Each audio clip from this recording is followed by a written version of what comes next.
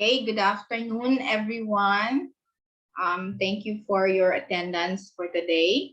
So last time we discussed about okra production, and I already posted our recorded video last meeting. And for today, we're going to have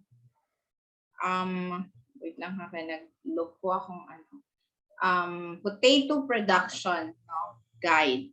So this is different from potato, which is sweet potato, because white potato, this is in English name, white potato is Solanum tuberosum, and it is one of the most consumed na potato in the world, and it even ranks fourth among the world's major food crops and even staple food in Europe, or almost half of the world's population. So actually, kukonti lang tayo na kumakain ng rice, and the rest are wheat at saka potato. So especially the byproducts, we have our very favorite na French fries, and it's also gaining much more importance because of their high nutritive value and variety of uses. So there's a lot na uses for, of course, for potato. Okay, so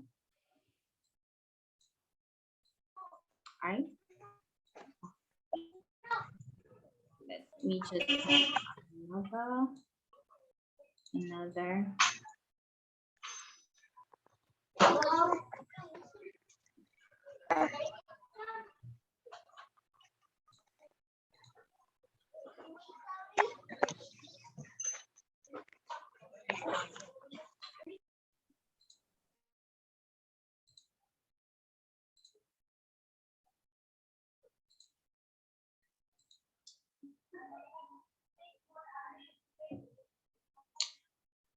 Lang, i-save sana ako ni ha.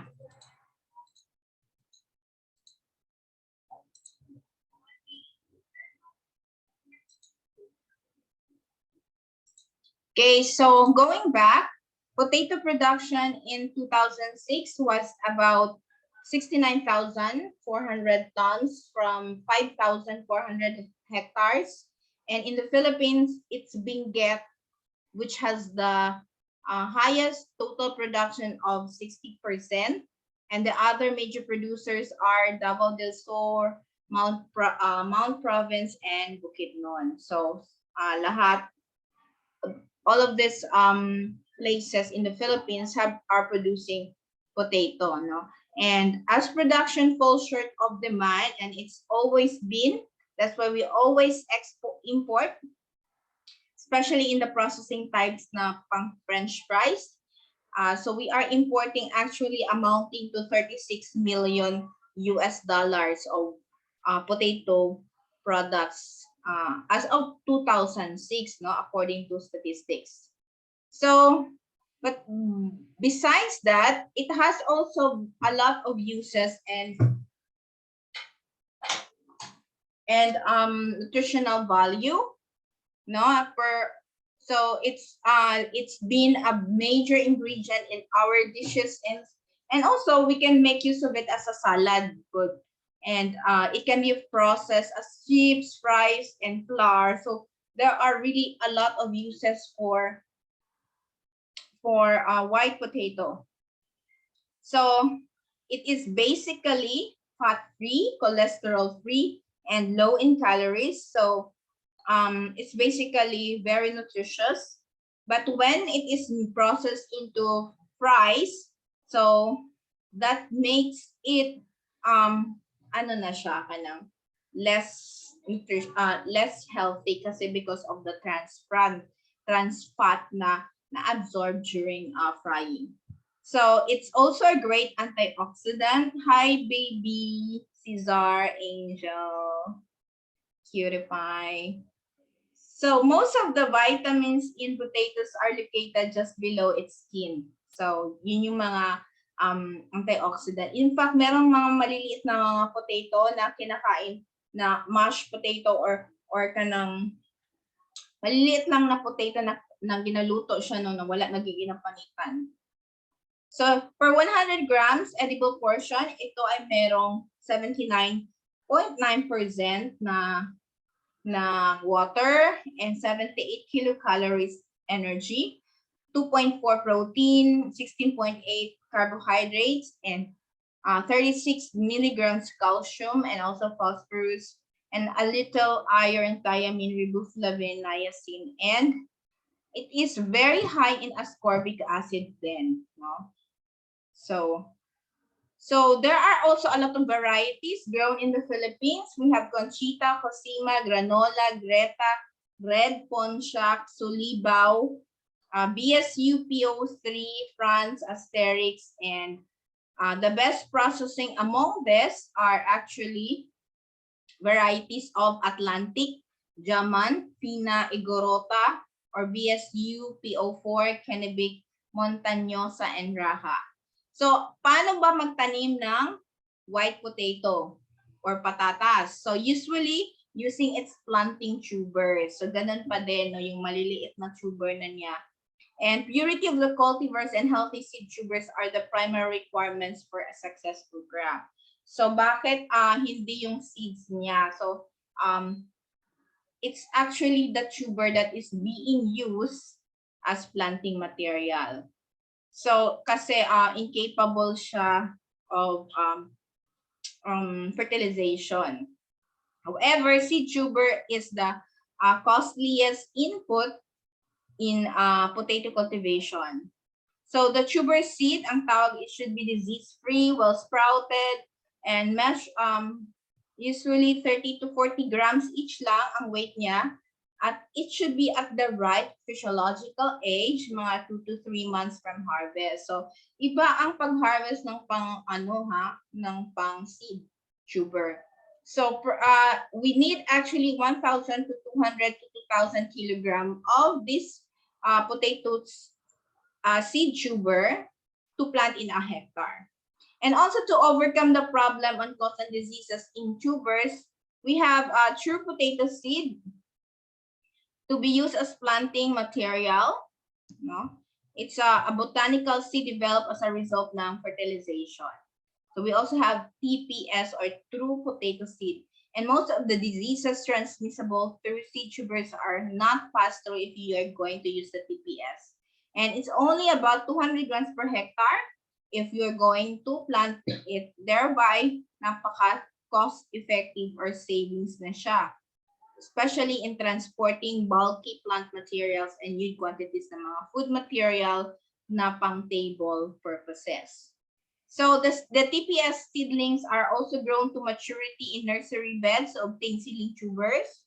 So ganun pa din, the seedling tubers are used as seed pieces for growing a normal potato crop in the following season. So saan ba tayo pwede magtanim ng white potato or Irish potato? Actually, it can be grown to almost any type of soil except sa saline and alkaline soils. And it prefers loose soils kasi nga tuber siya, diba? Which offer least resistance to the enlargement of tubers.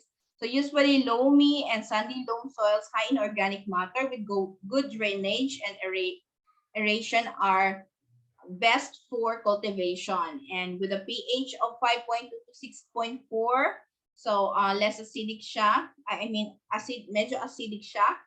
Although a temperate crop, potato can also be grown in a wide range of climatic conditions depending on the variety. So, but usually, nasa temperate or malalamig na lugar. In fact, in Philippines, we grow them in highlands, no? And it grows best in moderately cool temperature during growing season. So the vegetative growth of the plant is best at 20 to 24 degrees Celsius. So medyo malamig talaga. While tuber development at 20 degrees Celsius. So example are in Benguet and Bukidnon on the month of March to April, October to November, no, ang best planting time. In the lowlands naman, the best time to plant is from November to mid-December. So how do we do the land preparation? So You also have to plow and harrow twice to obtain friable suitable for tuber development. And acidic soils, you can apply 30 lime 30 days before you plant them. And planting can be done in a single row and double row method. Depende, no? Single row is suitable for flat areas, as practiced in Davao del Sur and Bukidnon, using a Carabao drone plow with a set furrows 75 centimeter apart and holes 30 centimeter apart along the furrow. Sa double row method naman, it's best for sloping areas, as example in Benguet. So you have to manually prepare 1 meter wide raised beds with 50 centimeter apart and establish 2 rows within the bed spaced 30 centimeter apart. So the distance between holes along the furrow is also the same, 30 centimeter. So among these two planting methods, the total plant population per hectares is actually 44,444. So 4444 siya, no? So apply fertilizer in holes and chicken manure and cover with a thin layer of soil and place the tuber over the thin layer of soil with and cover with 5 centimeter thick soil. So makikita niyo mamaya kung paano siya itanim, no, with the video presentation. Okay, so the general recommendation for potato production is about 120 kilogram per hectare nitrogen, 240 phosphorus, and 240 potassium. However, it should always be based on soil analysis. So pa-soil anal kayo para magbigyan siya na ma-complete yung recommendation niya ng actual status of the soil. Or you can also apply chicken manure during land preparation at the rate ng 5 tons per hectare para magkaroon ng 60 to 100 kilogram NPK and micronutrients. Or you can also apply complete 14-14-14, mga 3 to 5 bags per hectare as basal fertilizer. But then you have to apply remaining nitrogen and potassium requirements kapag nag-healing up ka na. So pag masyadong madami, excess nitrogen will delay maturity, mas matagal ka mag-harvest. It will also promote skinning and black spot bruising. So better na hindi tayo maglagay ng mas marami kaysa recommended. And if bacterial wilt is a problem, early healing up is necessary to prevent root injury.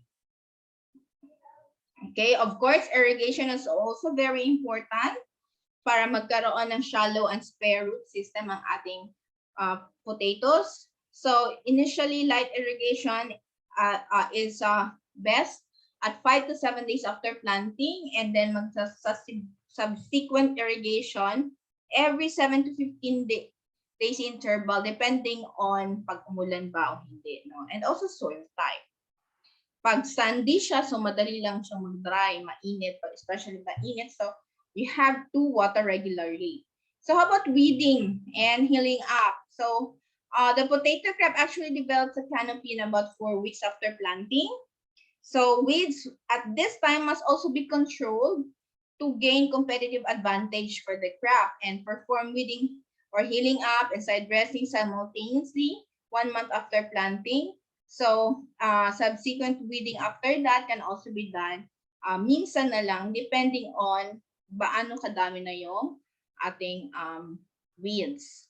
So for the pests and diseases naman, the major pests of potatoes include the cutworms, the thrips, the aphids, the mites, leaf miner, and potato tuber moth, no? And so you have to plant mga natural enemies, or you have to provide natural enemies such as braconids, predaceous ground beetles, no? For example, for cutworms, you can spray biological insecticides such as Bacillus thuringiensis, or yung NPV or nuclear polyhedrosis virus. Or you can also manually collect this NPV infected cutworm larvae and store in a freezer para magamit mo later. And or macerated, diluted in 12 infected larvae per 6 liters of water. So this fully grown larvae killed due to NPV infection hung with their head down, holding on with the abdominal prolegs. So These are very effective pheromones. So if needed, spray with insecticides such as fipronil, fenvarilate, MIPC, and permethrin at the recommended rate. So we also have threads. You can spray them with soap solution only, like 4 tablespoons soap per 16 liter of water. And if necessary, you can also spray mga insecticides such as oxamil, cypermethrin, fipronil with recommendation rates.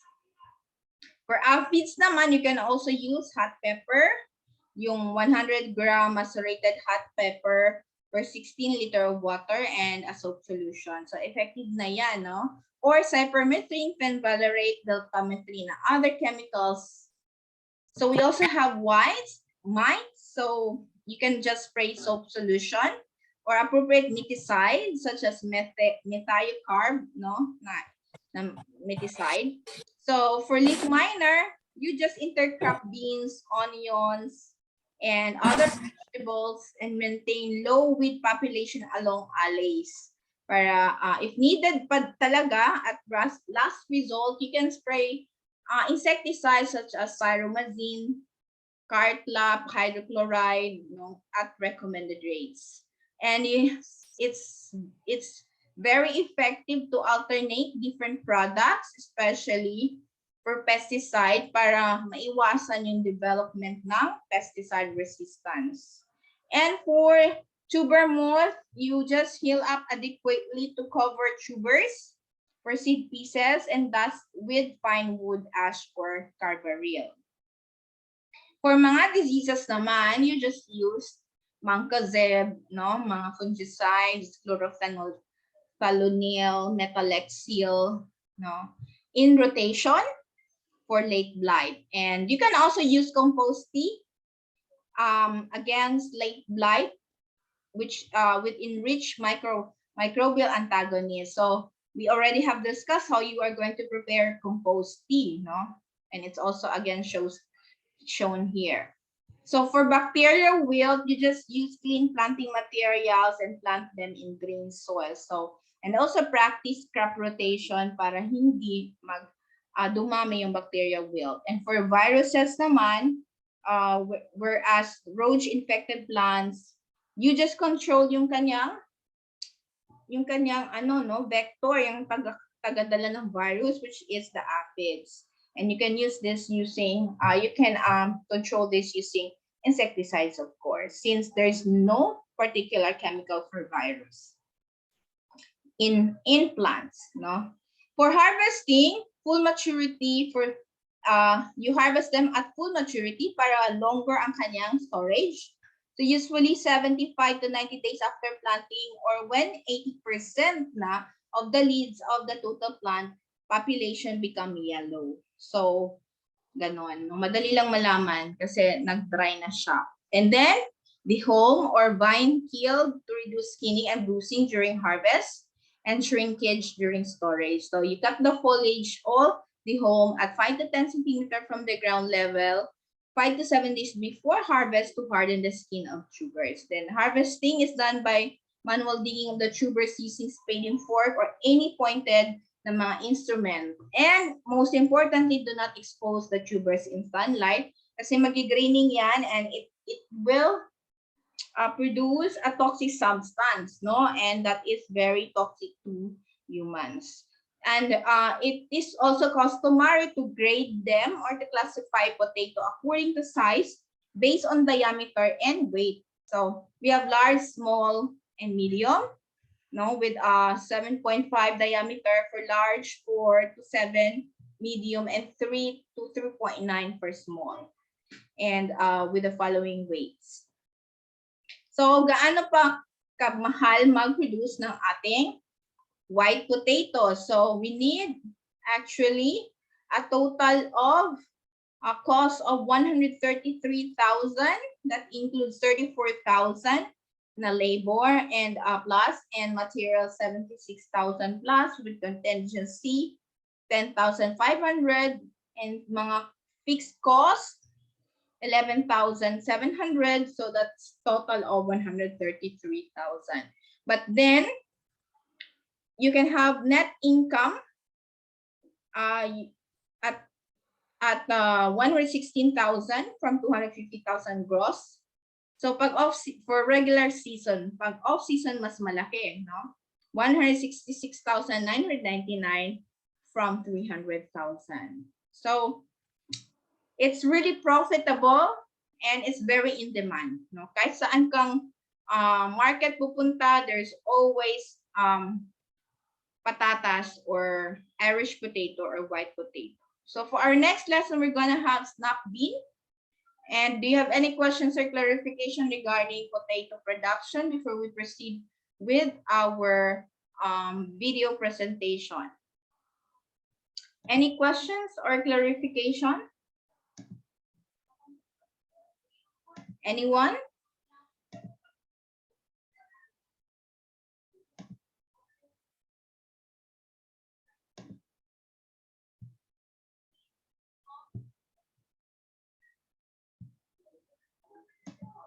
So wala nang tanong. Sabay. Full screen, full screen.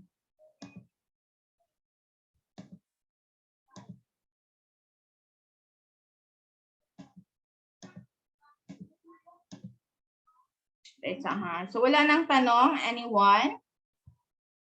Windows, key, shift, yes.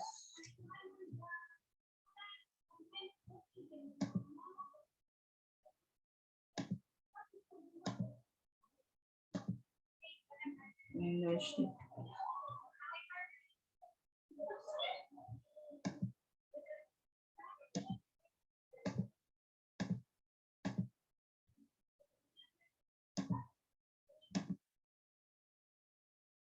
Okay, so kung wala nang tanong, then actually we can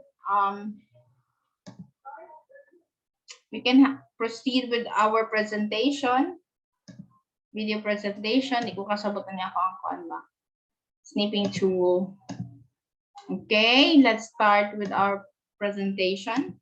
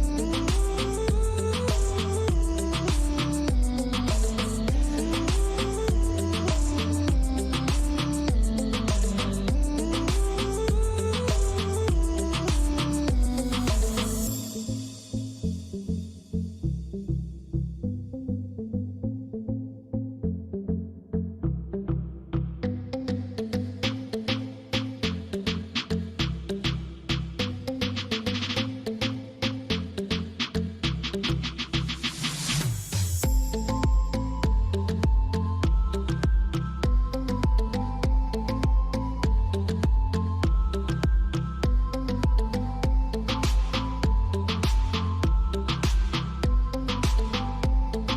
malapit na yan siya mag-flower.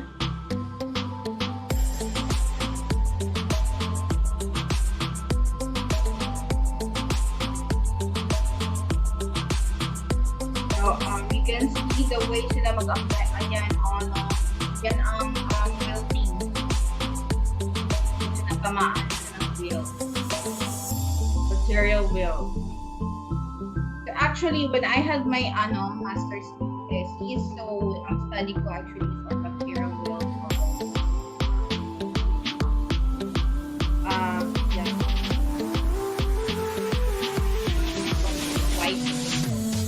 So you can see na nag-irrigate sila yung irrigation.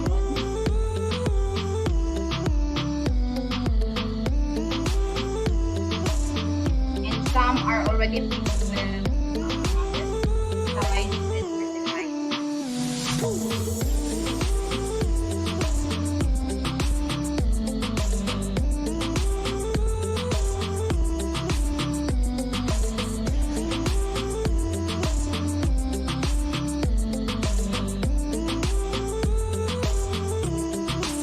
So fast forward ko lang.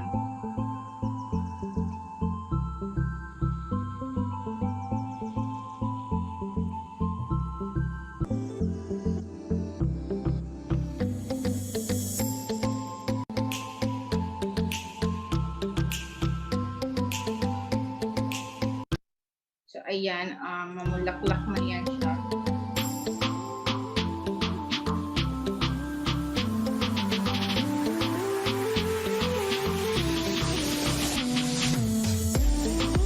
Yan. After that, you're gonna meron na siyang word.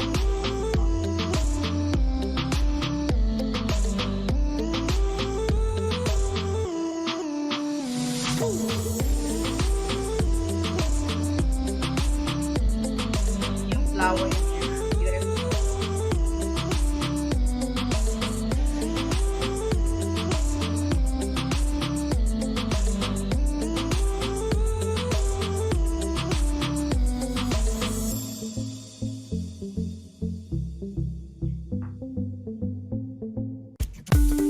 So, ayan.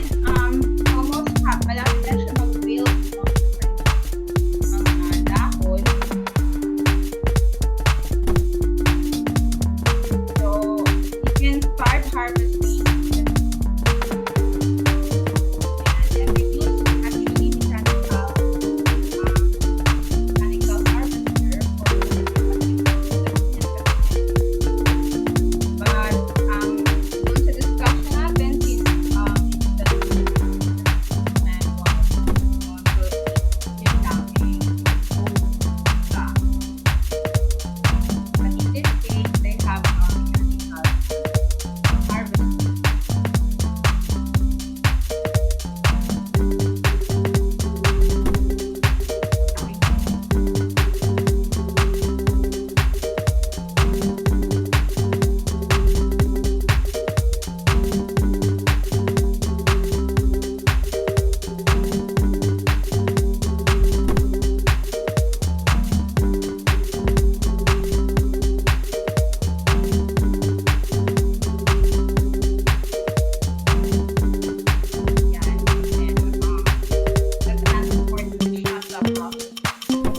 There is actually a lot of videos showing processing ng white potato and orange potato. And especially for fries and chips. So you can also watch a lot of that. And aside from this, there's also another technology, which is aeroponics, no? Ito ba yun aking tinignan? Meron ata dito. Usually, India is one of the major producer ng potato, no? Yan. So let's try to watch this aeroponics na ano. Well, we still have 6 minutes. Coffee trick burns 46 pounds in 2 weeks. If you're over 25 and struggling with weight, you need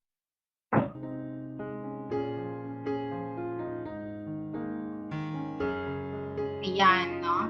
For aeroponics. So parang naka-steam lang yung fertilizer and water, no? And then time na na-absorb siya sa roots. So aeroponics siya. Yeah, so this is a red variety.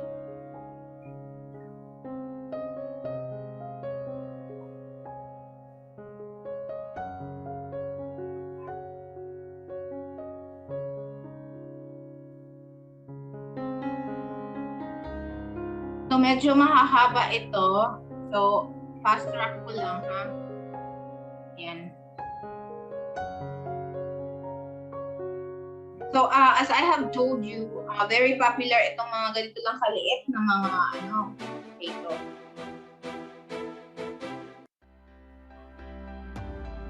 And if we run out of time, you can also continue watching this video. So there's a lot, actually, not only in this course. So as I have said, naka-steam lang, steam gas yung kanyang ingredients. Kaya ayan, meron siyang illustration how does it happen. Well, the potato is growing. So yeah, in 1920s, aeroponics was done with orchids.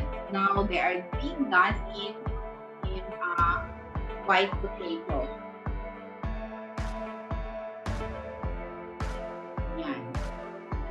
So it's really amazing.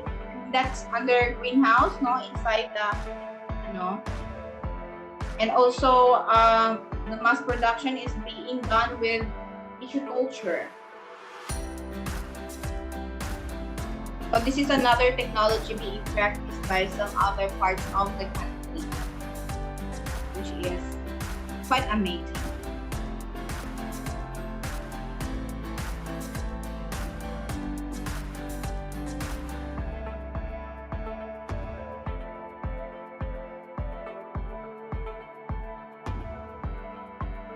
So this is very expensive, but they're very efficient. And kasi less contamination, less stress, no? And very confined.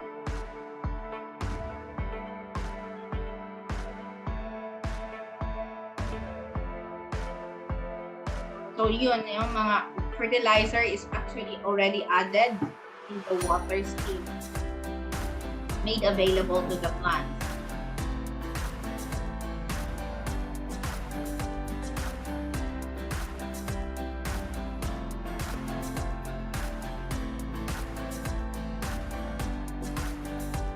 Okay, so sorry because we have limited time. This is not enough. So if you have questions and clarifications, let's just continue over the Facebook Messenger natin sa group chat, no, if you have questions or clarification.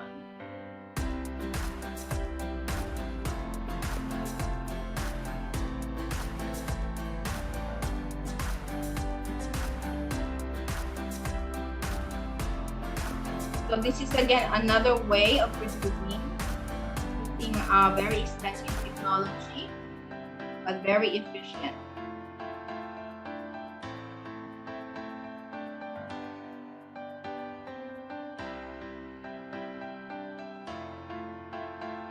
Yan.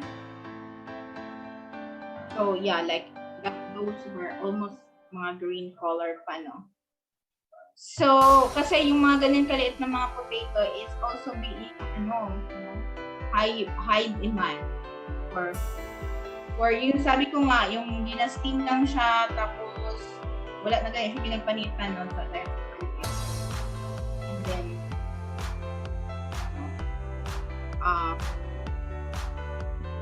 Yung ginagamit siya as staple. So, in this method daw, you can actually produce all around, no? So, unlimited supply, walang season, you can produce any time of the year. So, we are less than a minute now. So, anytime mag-cut off na tayo.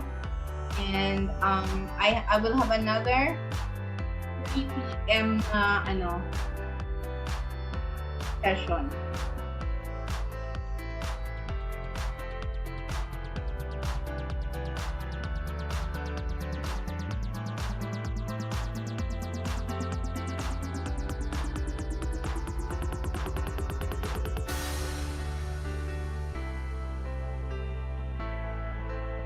Easy to harvest with that, no? Kasi local. And malinis na siya. Dili na siya kailangan hugasan pa.